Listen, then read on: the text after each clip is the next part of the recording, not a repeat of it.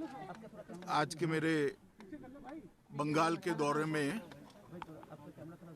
यह मेरा सौभाग्य है कि वीर शहीद खुदीराम बोस के जन्म स्थान पर आकर यहाँ की मिट्टी को कपाल पर लगाने का मुझे सौभाग्य मिला है।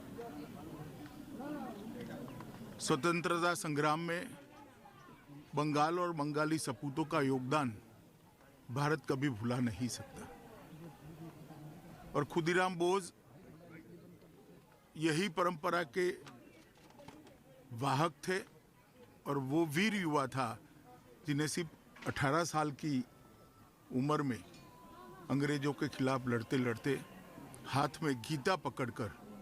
अपने आप को फांसी की फंदे को चूमने का साहस था।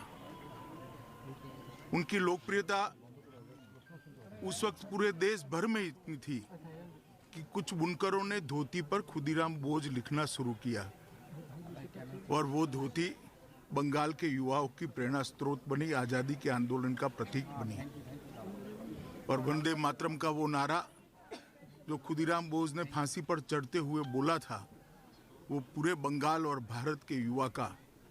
एक आज़ादी के स्वप्न का नारा बन गया। संजोग ही है कि आज ही के दिन राम प्रसाद बिस्मिल, अशफाकुल्ला खान और ठाकुर रोशन सिंह को फांसी दी गई थी। आज ये तीनों वीर शहीदों का शहीद दिन भी है। बंगाल के अंदर मैं आया हूं तब इस भूमि पर आकर इस भूमि की मिट्टी को सर पे लगाकर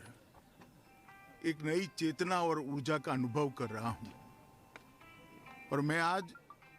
यहां से देश भर के युवाओं को भी कहना चाहता हूं कि हमें देश के लिए मरने का मौका तो नहीं मिला है मगर देश के लिए जीने का मौका हमें जरूर मिला है और खुदीराम बोस को याद कर कर हमने उसी रास्ते को प्रशस्त करना चाहिए और मोदी जी के नेतृत्व में एक मजबूत, सशक्त, सुरक्षित भारत का निर्माण करना चाहिए। आज तीनों शहीद पंडित राम प्रसाद बिस्मिल,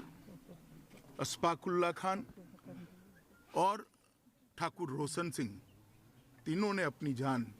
अंग्रेजों के खिलाफ लड़ते लड़ते दी थी। उनको भी मैं प्रणाम करना चाहता हूँ और बंगाल के अंदर जो ओछी राजनीति करते हैं मैं इनको ये बताने आया हूँ कि खुदीराम बोस जितने बंगाल के थे उतने ही पूरे भारत के थे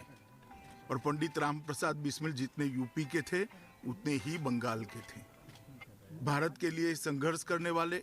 भारत के लिए आज़ादी के लिए लड़ने वालों ने कभी इस प्रकार की ओछी राजनीति की कल्पना नहीं की होगी। कम से कम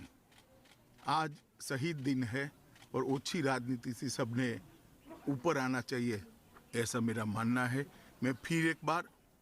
खुदीराम बोस की वो शहादत को याद कर कर प्रणाम करता हूँ और सालों सालों तक उनका ये बलिदान भारत के युवाओं के लिए प्रेरणा स्रोत बनेगा और देश के लिए जीने का संकल्प लेने के लिए मजबूर भी करेगा और जिन्होंने संकल्प लिया है उसका संकल्प मजबूत भी करेगा। मैं फिर एक बार उनके परिजनों के चरणों में प्रणाम कर कर मेरी बात को समाप्त करता हूँ।